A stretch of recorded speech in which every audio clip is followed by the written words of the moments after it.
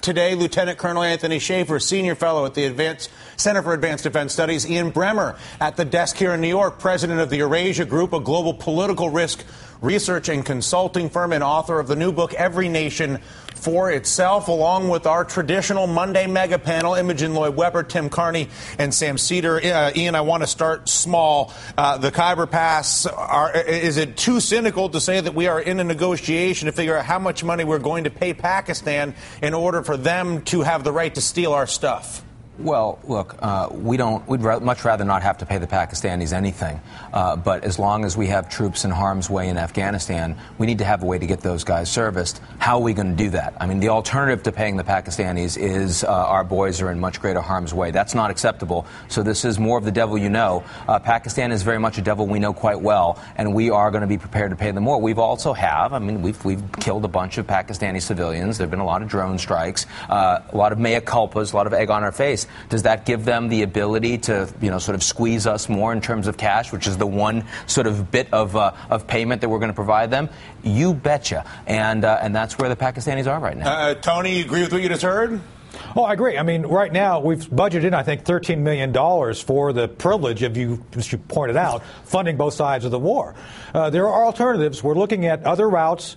Problem is they're going to be as expensive, if not more. So I think there's some things to be said with that. However, President Obama has not served himself well by kind of holding President Zardari off. They invite the Pakistanis at the last second.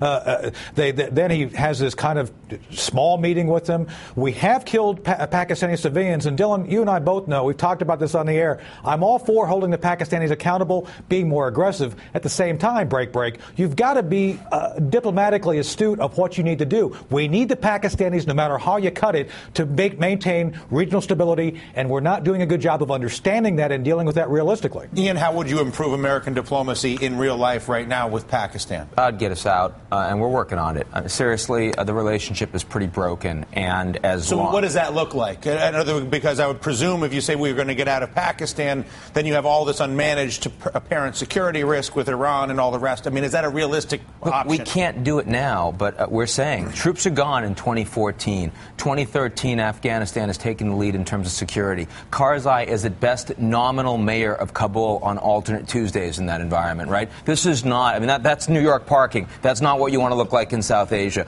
We are not going to have a constructive relationship with Pakistan. Their governance doesn't work. Their military is effectively running the pieces of the country that the militants are not in the local regions. We're getting out. And when we get out, you know what? This is going to become much more of China's problem and India's problem than it's America's problem. And frankly, most Americans are okay with that. But that gives me a question about the whole nature of NATO in the first place.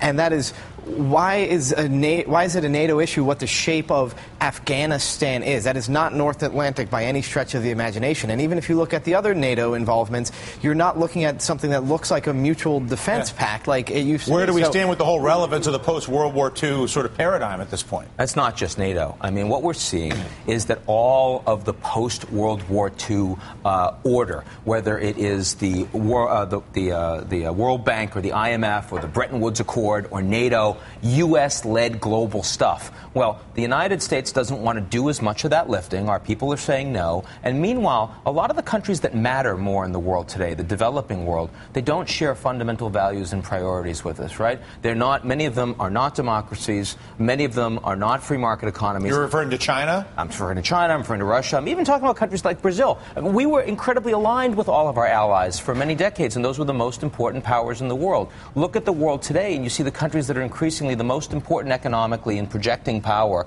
around the world. We just don't agree with them as much. Imogen? NATO, incredibly important, obviously, 1949 for those 4 decades, containing the Soviet Union, obviously helped in Kosovo, obviously did sort of work in Libya.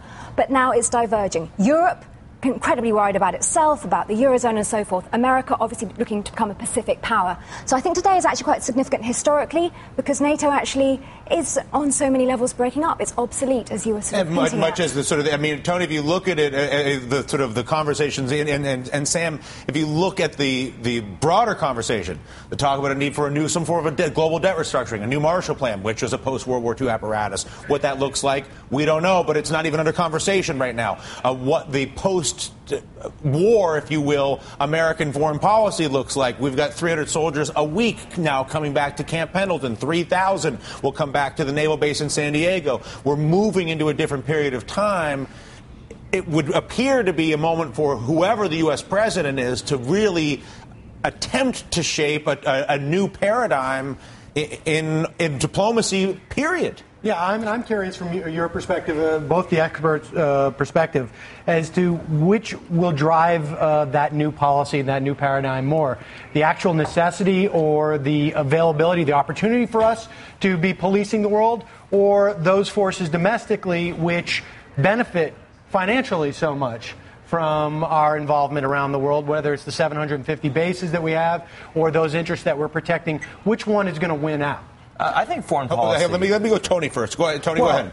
Well, first off, we have to establish a policy going forward regarding the strategy. What do we want to touch with what limited resources we have? Before World War II, we had something called Plan Orange, which looked at the Pacific regarding what issues we had to address. We've not done that to the strategic level.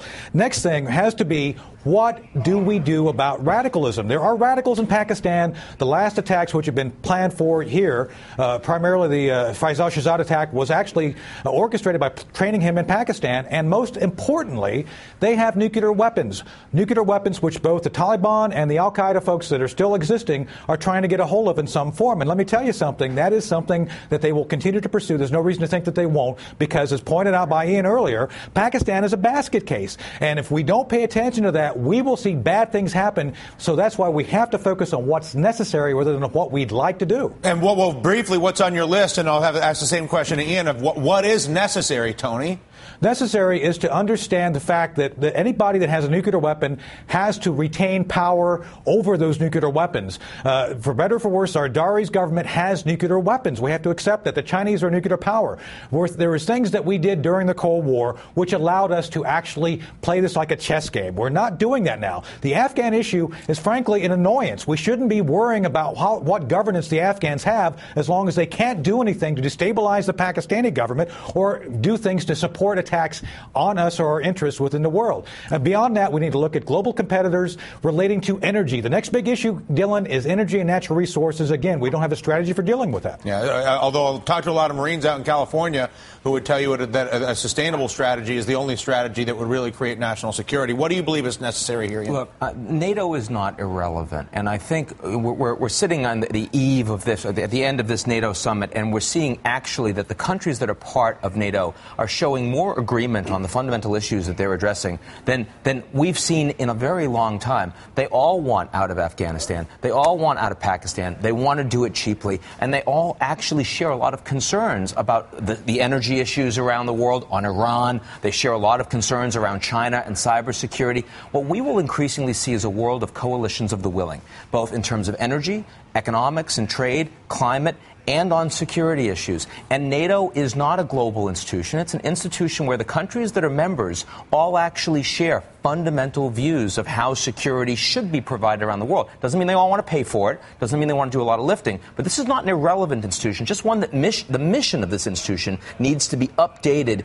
to actually reflect the world and the challenges we have today. Which goes to your narrative of what the world is today, which is every nation for itself. And once everybody is responsible for themselves, as you would articulate it, then it goes to globalized aligned interests around issues of security, climate, et cetera, et cetera, et cetera. And NATO has that alignment. And NATO has that alignment. That's right. All right.